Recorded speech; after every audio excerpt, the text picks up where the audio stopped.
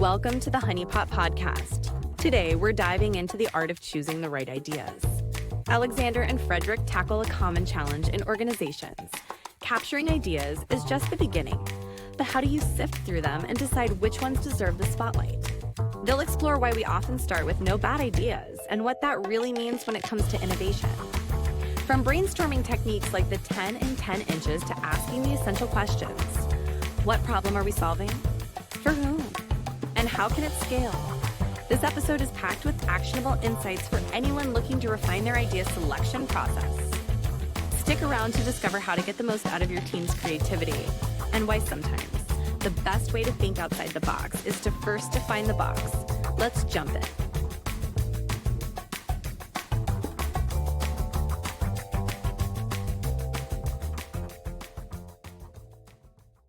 Hi everyone, and welcome to another episode of the Honeypot podcast with me, Alexander Wennerberg, and Fredrik Heghammar.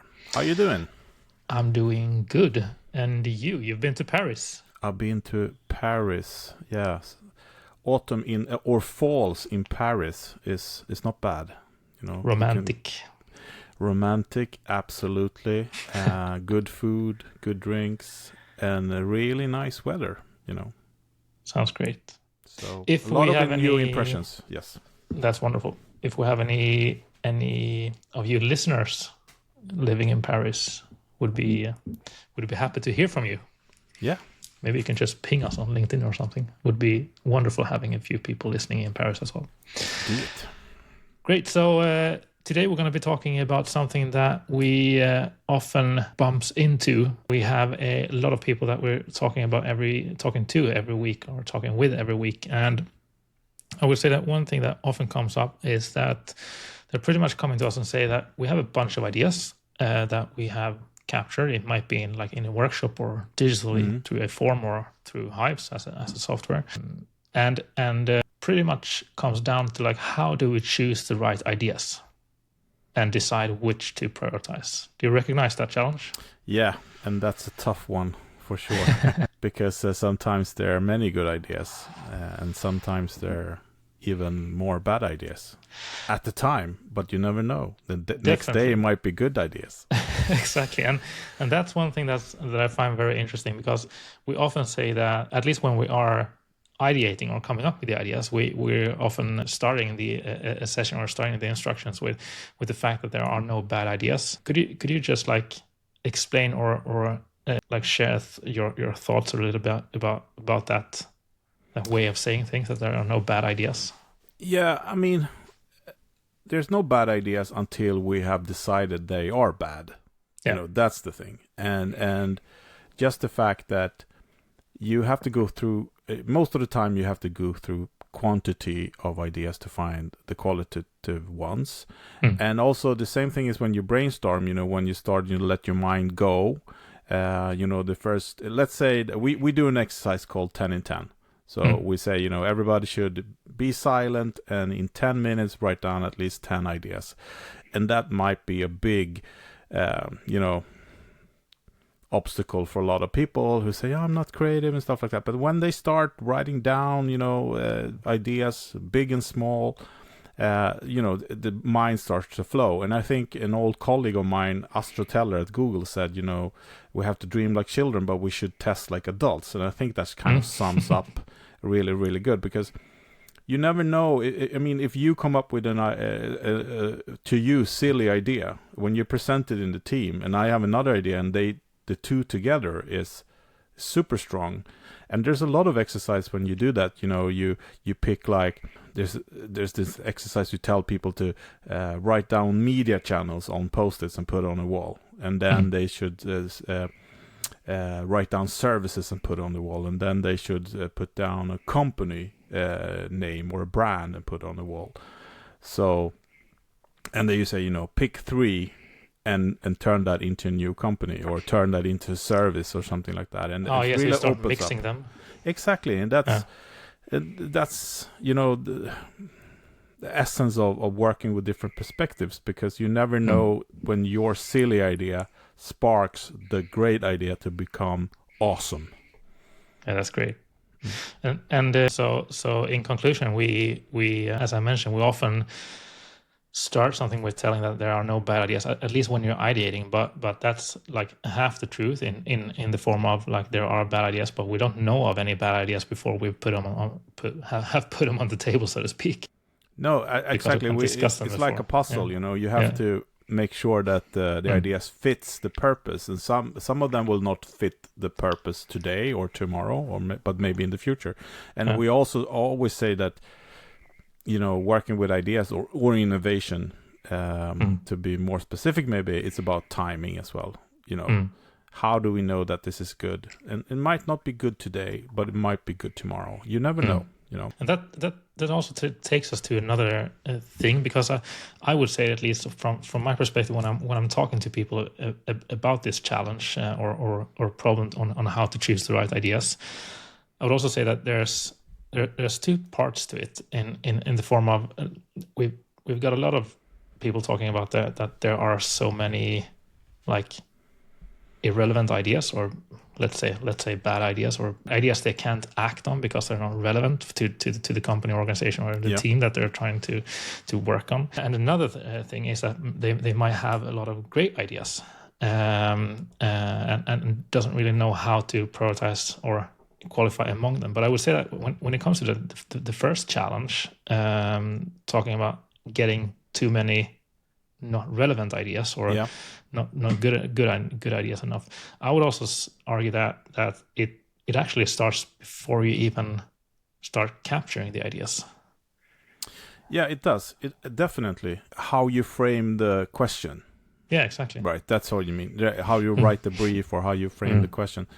But that's also depending on what kind of results you want. So if you are a good facilitator or a change leader or whatever your title is, you have to make sure that you know what you need need when you're done with your session or your collection or whatever tool you're using. If you don't know that, it's going to be tough to decide which ideas are good or bad. And we know, by fact that a more pointy question will get you better answers and better ideas. That's just a fact. And we've been talking about this before, think outside the box, create the box, make it tight, and then it's easier to think outside it. We talked about that already in the podcast, but it's so important. So we're going to continue mentioning it. Definitely. And I would say that it doesn't really matter if we're talking about like continuous improvement or change management or different initiatives or project or super disruptive innovation.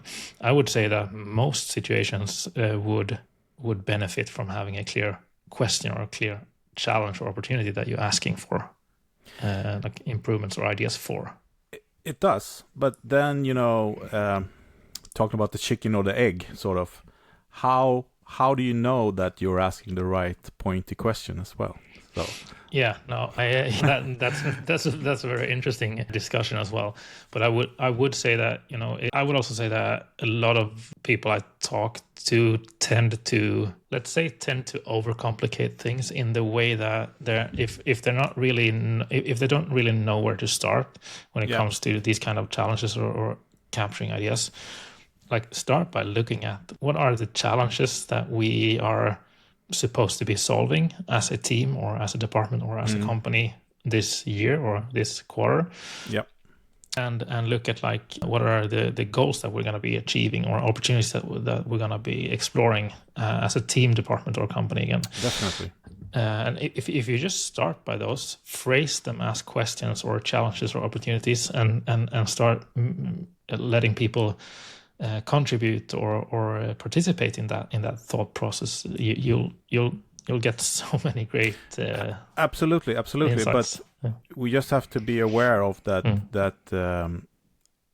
even if we get a lot of contributors, the people who decide on which idea to move forward with is also going to limit the solution with their mind, sort of, because they are also limited in their thinking, of course, or they are experts in something, or they know. So let's say that we're going to increase sale by 20% next year. We don't we don't, most of the time you will probably look into the sales procedures and processes and people and so on.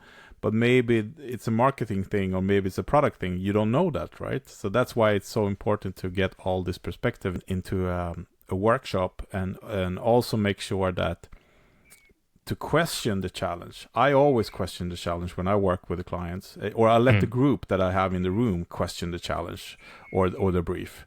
You mean talking about it like, is this really the right problem to solve? Yes, exactly. Exactly.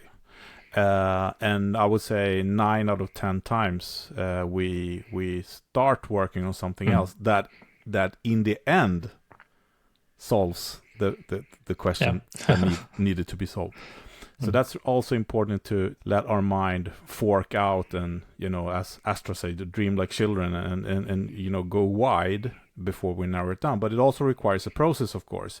Either you are a really good facilitator, or you have a tool like Hives to help you do that, and that gives you the structure of using this double diamond, as we talked about before, to widen up and narrow it down, widen up and narrow it down again. Super important. Definitely. But another thing is that we often come down to the situation also where we have enough information as a leader or a manager to even make a decision or even qualify an idea in some sort of way. There's a few interesting questions that I find very useful. I've actually learned from you, Fredrik. It's the problem that we're solving, for whom are we solving it, and how can it scale on each and every. Could you just dive a little deeper into those questions? Absolutely. So that's actually step 2 in a way, because I learned this thing at Google, and at Google we had this thing that so every Tuesday, Larry and Sergey, this was 10 years ago then, when they were running the company, they spoke to the staff, all Googlers, every I think it was Tuesday or Thursday, I don't remember now.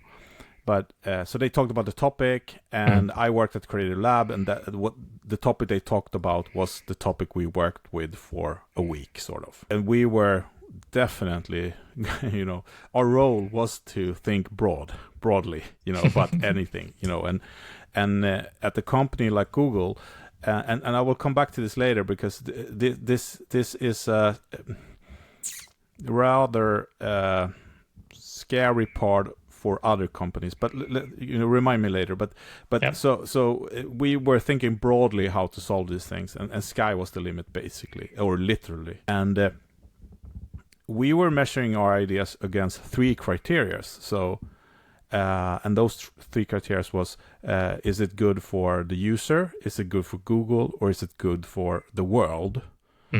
And to continue working with an idea, it need to be at least 2 of them. So that meant that we did a lot of things that was good for the user and good for the world, but not good for Google. But that was enough, because that was the leading star for us. So you were using that as a qualification to take the project to the next step. Yeah, exactly. And then after that, when we were having those broad ideas, we took those ideas, and then we had to answer this question, what are you solving, first of all? It's a really important thing, because sometimes, and I guess we've done it all, we come up with things that's just fun, but are we actually solving something? And for whom? And that's also really, really important, because that kind of defines the whole framing of the solution as well, because you can make it easier for yourself and say that this is for a certain target audience. And that's a really good start to try to focus on one target audience, and then you can scale it, because the next question was, how can you scale it? And that was actually, can you start small, basically, because we were always dreaming big, but also, can you 10x it, as they said at Google? How can you make this 10 times bigger? And those 10 times bigger thing, the 10x thing, was to push beyond what was doable now and dream, basically. So I can give you an example. We had some architects that were designing the new Google headquarters in London, I think, and the brief was like, make it fly. And Larry was not kidding. The brief was, make an office that flies, basically. Could we make an office that fly? Yeah, exactly. So when they saw the first sketches of it, they were like, it doesn't fly, No. So, and they were like, what do you mean flying? Yeah, like think big.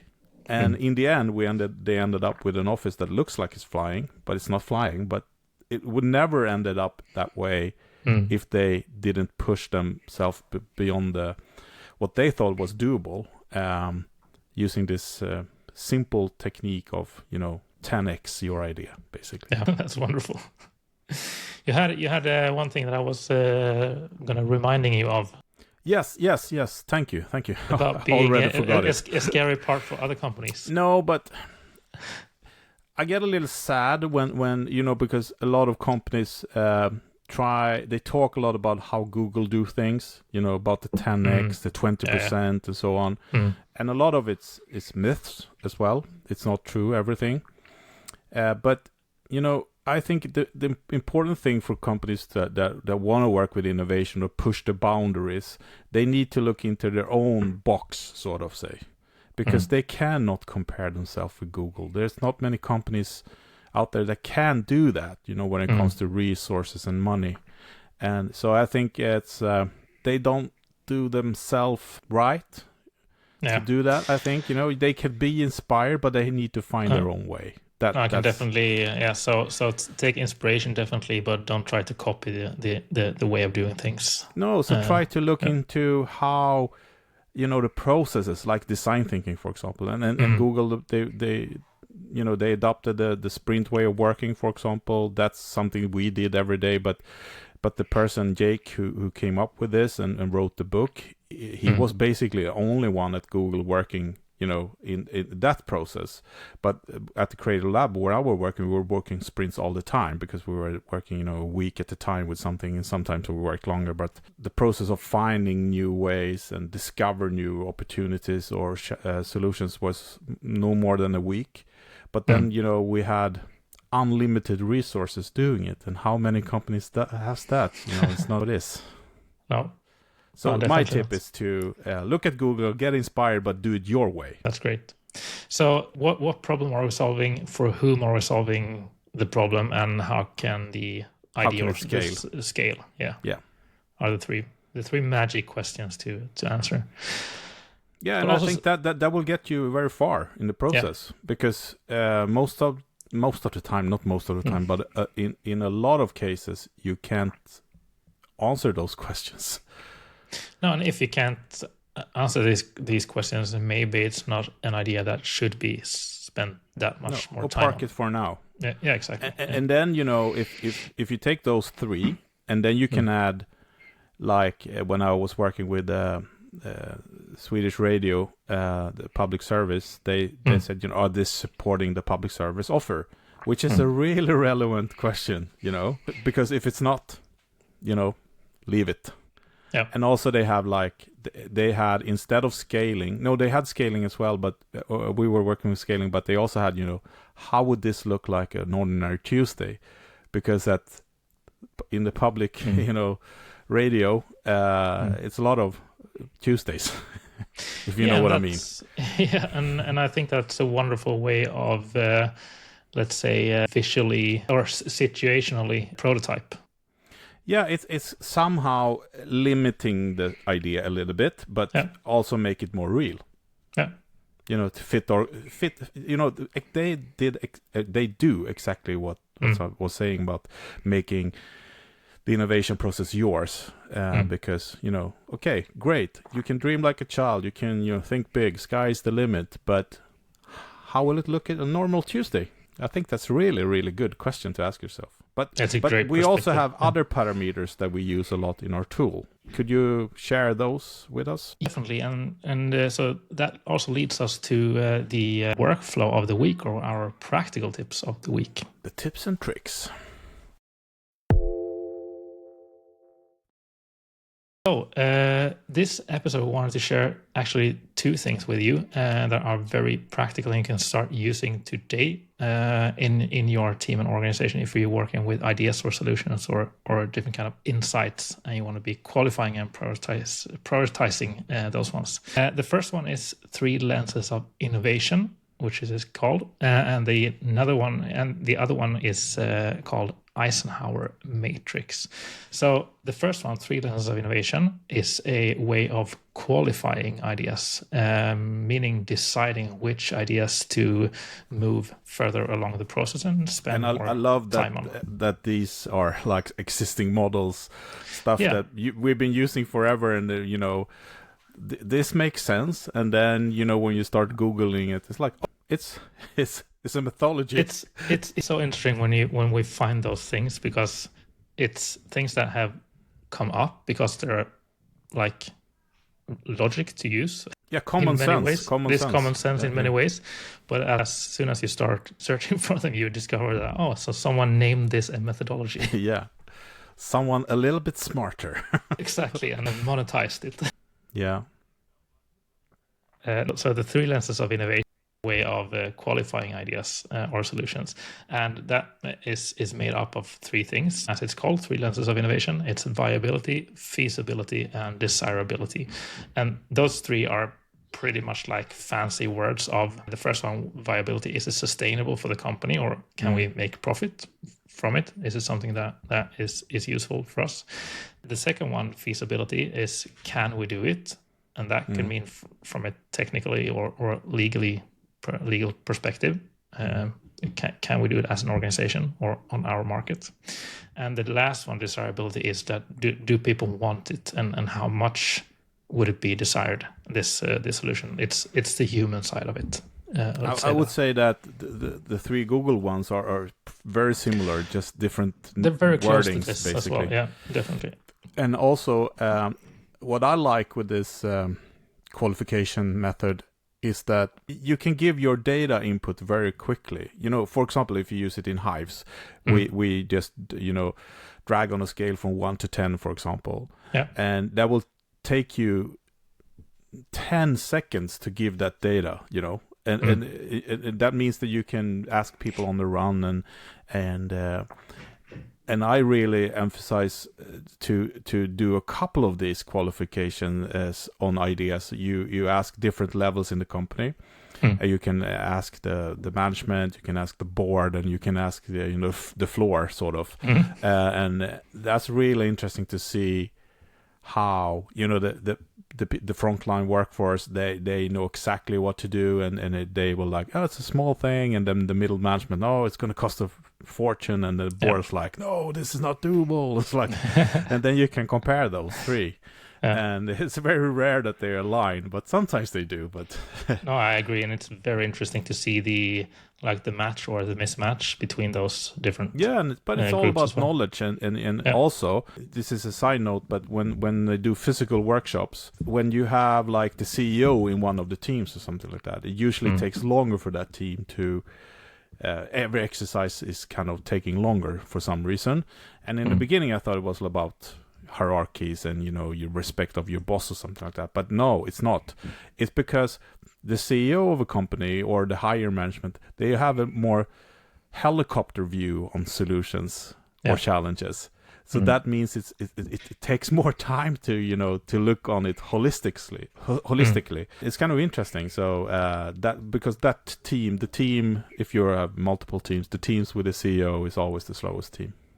In a very, very practical way, as you mentioned, to use this 3 lenses of innovation method is to, exactly as you said, you take viability, feasibility, and desirability, and you make people score them from a 1 to 10 on each parameter of those 3 ones, and then you pretty much put those scores together. So if it gets like 5 points on each and every one of those 3, it will get 15 points out of the total of 30 points.